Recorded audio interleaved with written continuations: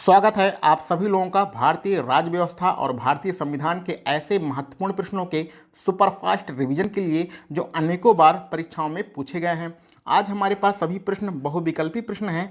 इन प्रश्नों का हम लोग एक बार पढ़ेंगे, आप लोग ऑप्शन देख लीजिएगा और आपके पास 5 सेकंड का समय होगा इसका आंसर बताने के लिए। तो चलिए स्टार्ट करते हैं सभी बहुविकल्पी प्रश्न और देखते हैं किसमें कितना है दम। तो आज का हमारा पहला प्रश्न है, नीति आयोग के संबंध में निम्नलिखित में से कौन सा कथन सही है। इसका आपको आंसर बताना है कि नीति आयोग के बारे में इसमें से कौन सा कथन सही कहा गया है। ये 4 विकल्प आप देख लीजिए और चारों विकल्पों के आधार पर ये सारे विकल्प जो हैं ऑप्शन ए, बी, सी और डी आपको चुनना है। 5 सेकंड का आपके पास समय है। तो इस प्रश्न का जो सही आंसर रहेगा वो ऑप्शन नंबर सी रहेगा। ऑप्शन नंबर सी 3 तथा 4 यानी हमारा तीसरा सही है। यह ना तो संवैधानिक निकाय है और ना ही सांविधिक निकाय है। और ये चौथा विकल्प भी सही है। यह एक चिंतन कोश है जिसे हम लोग थिंक टैंक भी कहते हैं। तो थिंक टैंक ये ऑप्शन 3 और 4 हमारा सही रहेगा। तो पहले प्रश्न का आंसर रहेगा ऑप्शन नंबर सी। तो चलिए आगे बढ़ते हैं आज के अपने दूसरे प्रश्न पर। हमारा दूसरा प्रश्न है, संविधान में एक मद के रूप में लोक व्यवस्था निम्नलिखित में से किसके अंतर्गत आती है। यानी राज्यों की जो लोक व्यवस्था होती है वो इन 4 ऑप्शन में से किसके अंतर्गत आती है ये आपको बताना है।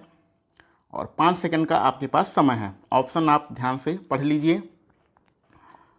तो संविधान के अंतर्गत जो लोक व्यवस्था का निर्माण किया गया है वो है राज्य सूची के अंतर्गत किया गया है। लोक व्यवस्था राज्य सूची के अंतर्गत आती है, इस चीज़ को भी आप जानकारी में रखिएगा। आगे बढ़ते हैं अपने तीसरे नंबर के प्रश्न पर। हमारा तीसरे नंबर का प्रश्न है, एक राज्य में महाधिवक्ता का कार्यकाल कितने वर्ष का होता है। तो राज्य का जो महाधिवक्ता होता है किसी भी राज्य में उसका कार्यकाल कितने वर्ष के लिए होता है ये आपको बताना है। तो इसका सही आंसर रहेगा ऑप्शन नंबर डी। जो महाधिवक्ता का कार्यकाल होता है उसे निर्धारित नहीं किया जा सकता है। तो किसी भी राज्य के महाधिवक्ता का कार्यकाल निर्धारित नहीं किया जा सकता है। ये ऑप्शन नंबर डी यहाँ पर बिल्कुल सही रहेगा। आगे बढ़ते हैं अपने चौथे नंबर के प्रश्न पर। निम्नलिखित में से, ये हमारा चौथे नंबर का प्रश्न है, निम्नलिखित में से किस राज्य की लोकसभा में सीटों की सर्वाधिक संख्या है।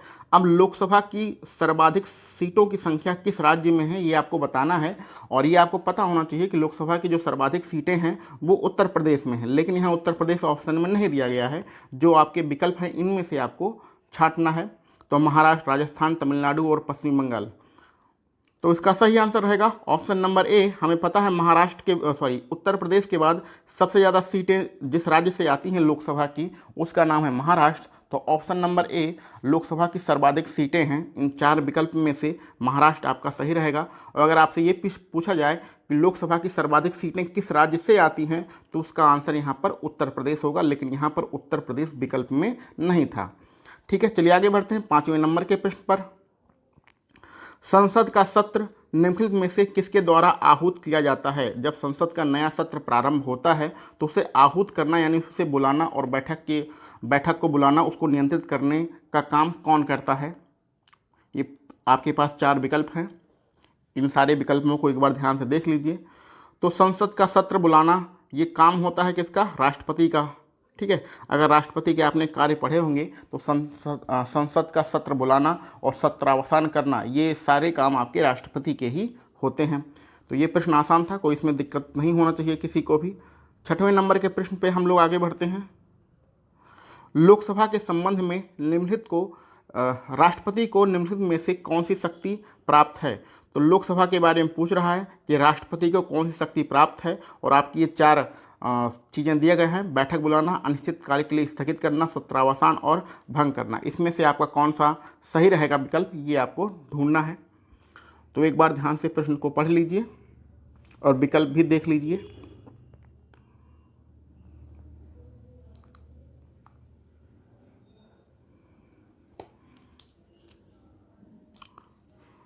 तो लोकसभा के संबंध में जो राष्ट्रपति के कार्य हैं वो आपके ऑप्शन नंबर सी में बिल्कुल सही रहेगा।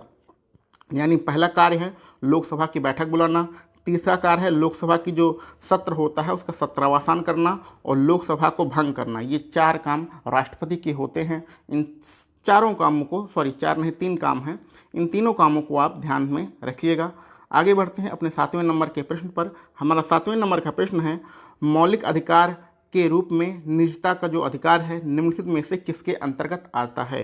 तो जो निजता का अधिकार बहुत ज़्यादा चर्चा में रहता है वो किसके अंतर्गत आता है और ये मौलिक अधिकार में दिया गया है, ये तो आपको पता ही होना चाहिए। इन चारों विकल्पों में से आप कोई एक विकल्प आपको चुनना है 5 सेकंड के अंतर्गत।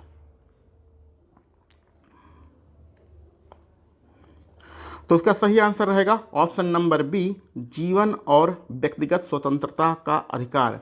जो निजता का अधिकार आता है वो जीवन और व्यक्तिगत स्वतंत्रता का जो मौलिक अधिकार है उसके अंतर्गत आता है। ठीक है, आगे बढ़ते हैं हम लोग अपने 8वें प्रश्न पर। विधि के विषय के रूप में शिक्षा किस सूची के अंतर्गत आती है। तो जो शिक्षा है यानी कि आप लोग जो पढ़ते हैं, चाहे प्राइमरी में पढ़ रहे हो, चाहे इंटर कॉलेज में पढ़ रहे हो, चाहे डिग्री कॉलेज में पढ़ रहे हो, तो जो शिक्षा होती है वो किसके अंतर्गत आती है। संघीय सूची, राज्य सूची, समवर्ती सूची अथवा अवशिष्ट शक्तियाँ। देखिए ऐसा कभी कभी होता है कि कोई प्रश्न हमारे सामने आ जाता है और हमें उसका आंसर नहीं पता होता है, तो हम उसको अपने कॉमन सेंस से भी सोच सकते हैं। जैसे शिक्षा की जो भी सारी चीज़ें होती हैं वो केंद्र सरकार और राज्य सरकार दोनों मिलकर बनाती हैं। कुछ स्कूल केंद्र सरकार द्वारा संचालित होते हैं, जैसे नवोदय विद्यालय हो गया, आर्मी स्कूल हो गया, और प्राइमरी वगैरह ये सब राज्य सरकार के द्वारा संचालित होते हैं। डिग्री कॉलेज में भी कुछ केंद्रीय विश्वविद्यालय होते हैं और कुछ राज्य के अंतर्गत विश्वविद्यालय होते हैं। यानी कि शिक्षा एक ऐसा विषय है जिसमें केंद्र और राज्य दोनों मिलकर नियम बनाते हैं। इस प्रकार शिक्षा समवर्ती सूची के अंतर्गत आता है। ठीक है, तो कुछ चीज़ें अगर आपको आंसर नहीं पता है तो उसको आप कॉमन सेंस से भी आंसर आप बता सकते हैं। आगे बढ़ते हैं अपने 9वें नंबर के प्रश्न पर।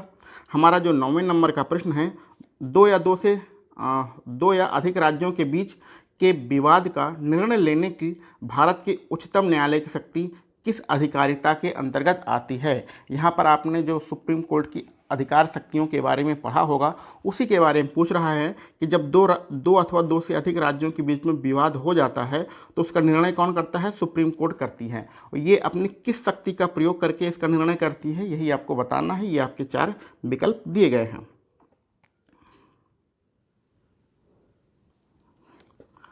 तो उसका सही आंसर रहेगा ऑप्शन नंबर सी, मौलिक अधिकारिता।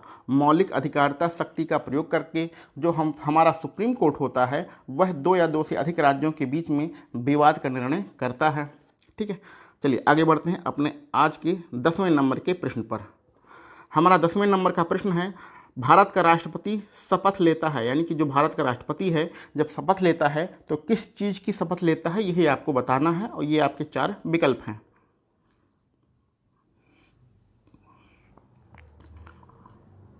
तो इसमें सही आंसर रहेगा ऑप्शन नंबर डी, देश के संविधान और कानून को संरक्षित, सुरक्षित और प्रतिरक्षित करने का। तो इसकी जो शपथ लेता है वो भारत का राष्ट्रपति लेता है, यानी कि ऑप्शन नंबर डी इसमें बिल्कुल सही रहेगा। आगे बढ़ते हैं अपने 11वें नंबर के प्रश्न पर। संवैधानिक रूप से राजनीतिक दलों के पंजीकरण और मान्यता का कार्य निष्पादन निम्नलिखित में से किसके द्वारा किया जाता है। यानी कि जो भारत में राजनीतिक दल हैं उनका पंजीकरण करना, उन्हें मान्यता देना, ये सारे काम किसके होते हैं ये आपको बताना है और ये आपके 4 विकल्प हैं नीचे। तो हमें पता होना चाहिए ये सारे कार्य ऑप्शन नंबर सी, भारत के निर्वाचन आयोग द्वारा किया जाता है। भारत का निर्वाचन आयोग राजनीतिक दलों को पंजीकरण और मान्यता प्रदान करता है। चलिए 12वें नंबर का प्रश्न आप सभी लोगों को कंफ्यूज कर सकता है कि 12वें नंबर के प्रश्न लिखा है ग्राम सभा के कौन कौन सदस्य होते हैं और ये आपके 4 विकल्प हैं। चारों विकल्पों को ध्यान से एक बार देख लीजिए। तो ग्राम सभा के जो सदस्य होते हैं वो ग्राम पंचायत के पंजीकृत मतदाता होते हैं। ऑप्शन नंबर डी इसमें बिल्कुल सही रहेगा। ग्राम पंचायत के पंजीकृत मतदाता ही ग्राम सभा के सदस्य कहलाते हैं। आगे बढ़ते हैं 13वें नंबर के प्रश्न पर और ये तो आसान सा प्रश्न है, भारत का राष्ट्रपति क्या होता है। ये चारों विकल्प में से कोई एक विकल्प आपको चुनना है। तो जो भारत का राष्ट्रपति होता है वो राज्य का मुखिया होता है। ठीक है, राज्य का मुखिया यहाँ पर कुछ लोग कंफ्यूज होंगे कि यहाँ पर राज्य शब्द क्यों दिया गया है, यहाँ पर देश शब्द क्यों नहीं लिखा गया है। लेकिन आपने अगर संविधान अच्छे से पढ़ा होगा तो वहाँ आपको पता होना चाहिए कि संविधान में राज्य का मतलब देश ही होता है। संविधान में राज्य का जो मतलब होता है वो भारत देश से ही मतलब होता है। और राज्यों को क्या कहा जाता है, राज्यों को प्रांत कहा जाता है। ठीक है, तो संविधान में राज्य का मतलब भारत देश से ही होता है। तो यानी भारत का जो मुखिया होता है वो भारत का राष्ट्रपति होता है। ऑप्शन नंबर ए यहाँ पर बिल्कुल सही रहेगा। आगे बढ़ते हैं अपने 14 नंबर के प्रश्न पर। नीचे दिए गए कथनों पर विचार कीजिए, उस कथन को पहचानिए जिसमें प्राकृतिक न्याय निहित है। यानी प्राकृतिक न्याय इन चारों कथनों में से किसमें निहित है, यही आपको बताना है। कुछ कंफ्यूज करने वाला क्वेश्चन है, एक बार ध्यान से विकल्प आप देख लीजिए। तो इसमें सही आंसर रहेगा ऑप्शन नंबर डी, सुने जाने का उचित अवसर दिया जाए। तो इन चारों विकल्पों में से सुने जाने का उचित अवसर दिया जाए, ये आपका बिल्कुल सही रहेगा प्राकृतिक न्याय के बारे में। ठीक है, तो ये थोड़ा कंफ्यूज करने वाला क्वेश्चन था, ये यूपीपीसीएस में प्रश्न आ चुका है। चलिए आगे बढ़ते हैं अपने 15 नंबर के प्रश्न पर। निम्नलिखित में से कौन भारत के राष्ट्रपति के इच्छा पर्यंत पद पर कार्य कर सकता है। तो ये आपके 15 नंबर के प्रश्न में ये कहा जा रहा है कि भारत के राष्ट्रपति के इच्छा पर्यंत पद पर कौन कार्य करता है। इन चारों विकल्पों में से आपको कोई एक विकल्प चुनना है। तो भारत के राष्ट्रपति के इच्छा पर्यंत जो पद होता है उस पर काम करने का जो अधिकार होता है वो किसी भी राज्य के राज्यपाल का ही होता है। राज्यपाल तब तक अपने पद पर काम करता है जब तक राष्ट्रपति चाहता है, राष्ट्रपति ही उसे अपने पद से हटा सकता है। तो यहाँ पर राज्य का राज्यपाल जो है ये हमारा ऑप्शन नंबर डी बिल्कुल सही रहेगा।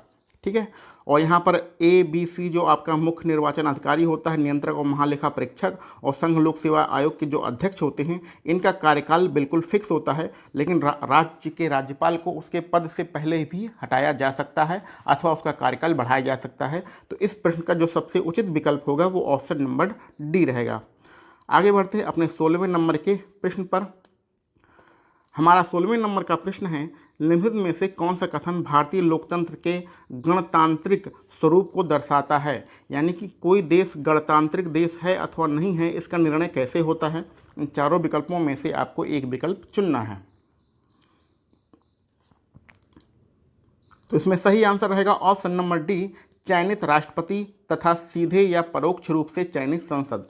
तो गणतंत्र का यही मतलब होता है कि कोई भी वंशानुगत अपने पद पर काम नहीं करेगा, वो चुन कर आएगा, जनता के द्वारा चुन कर आएगा, चाहे सीधे चुन के आए चाहे परोक्ष रूप से चुन के आए। तो यही गणतंत्र का मतलब होता है। ठीक है, तो ऑप्शन नंबर डी यहाँ पर हमारा बिल्कुल सही रहेगा। आगे बढ़ते हैं 17 नंबर के प्रश्न पर। सूचना का अधिकार कब लागू हुआ था? 2005 में लागू हुआ था। और इसमें क्या प्रावधान किए गए थे ये आपको चुनना है 17 नंबर के प्रश्न पर। और इस चीज़ को भी ध्यान में रखिएगा कि जो सूचना का अधिकार आया था 2005 में आया था और इसमें किसका प्रावधान किया गया था।